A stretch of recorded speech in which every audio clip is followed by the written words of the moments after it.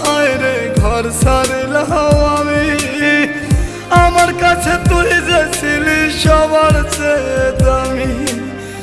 কত ভালোবাসি তোরে জানে ওই খোদা জানে, আপন মানুষ পর হইয়া যায় স্বার্থের কারণে।